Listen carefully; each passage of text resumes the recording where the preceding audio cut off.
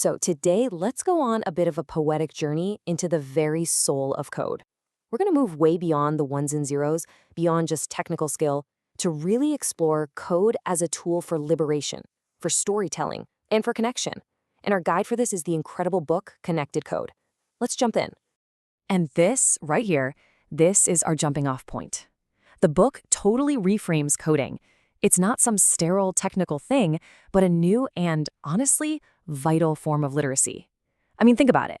If reading words on a page lets us understand the world, then reading and writing code gives us the power to understand, and this is the key part, to remake the digital worlds we all live in now. It's a really, really humanistic vision. At the absolute heart of this vision is an idea called computational participation. This isn't about one person staring at a computer screen in a dark room. No way. It's a massive shift in how we think about this stuff.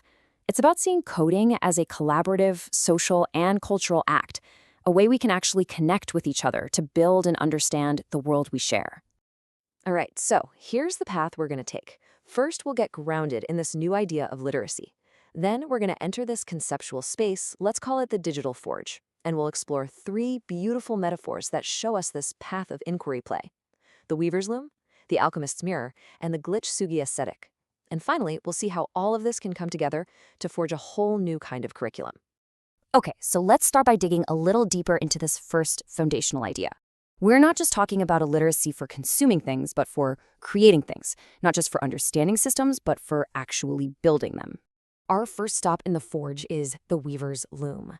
This is where we get to explore one of the book's most powerful shifts, looking at code not as the work of some lone genius, but as this amazing communal tapestry, something woven together by many, many hands. And this slide just lays it out so clearly, doesn't it? The old myth is the lonely coder, right? But what Connected Code shows us is that the real vibrant learning, the real magic, happens in a shared space. It's that mutual enthusiasm, that camaraderie you feel when you're creating something together that turns coding from just a task into a truly meaningful cultural act. It becomes a language we all get to speak with each other. And this picture, I mean, it just illustrates that idea perfectly. Look at the engagement there. That's not isolation. That is pure connection. When programming happens in a community, especially for marginalized voices, the act of making something together becomes a kind of shared storytelling. It can even be a form of communal resistance, a way of saying, hey, we are here, and this is our story. All right, let's move on to our second stop and see how this all connects. This is the alchemist's mirror. So here, we turn inward. If the loom was about community, the mirror is all about the self.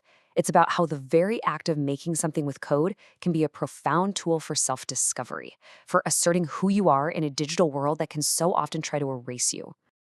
I just love this metaphor, carving identity into digital stone. I mean, really think about that for a second. When you write code to build a story or a game, you're not just moving symbols around on a screen. You are imprinting a piece of yourself, your viewpoint, your voice, onto the digital world.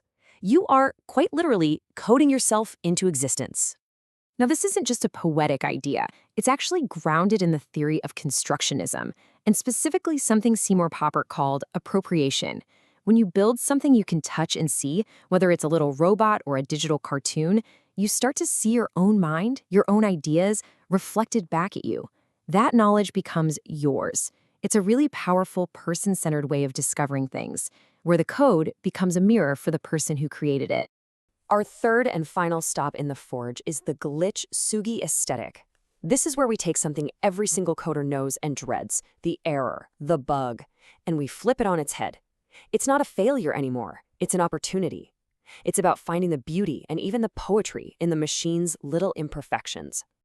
You know, the old way of teaching programming started with a terrifyingly blank screen.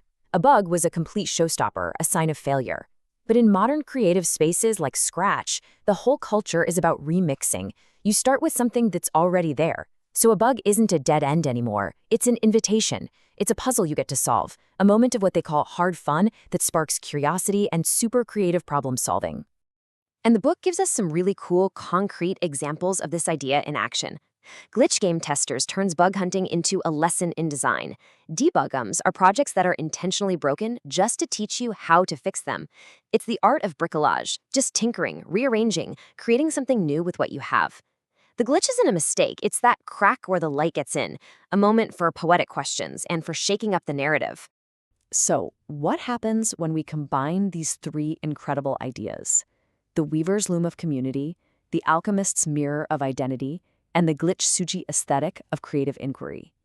Well, you get the blueprint for a whole new kind of learning environment, a brave space. A space where creators, especially BIPOC and 2S LGBTQ+ creators, can practice what we can call narrative sovereignty. Now, for any educators watching, this all translates into three really clear strategies. First, the circle. Make learning social, have your students build things for each other and with each other. Second, the story. Center their projects on their own personal narratives. Let them use code to tell their stories. And third, the inquiry. Teach them to embrace the glitch, to see problems not as failures, but as the exciting start of a brand new investigation. And this all brings us to our final big question. The vision in connected code is about so much more than just job skills. It's about empowerment, it's about expression, it's about community. It asks every one of us to see code as a tool for connection. So the question for all of us is, if this truly is the new literacy, what kinds of authors will we teach our children to be, and what new, more just, and more beautiful worlds will we empower them to write into existence?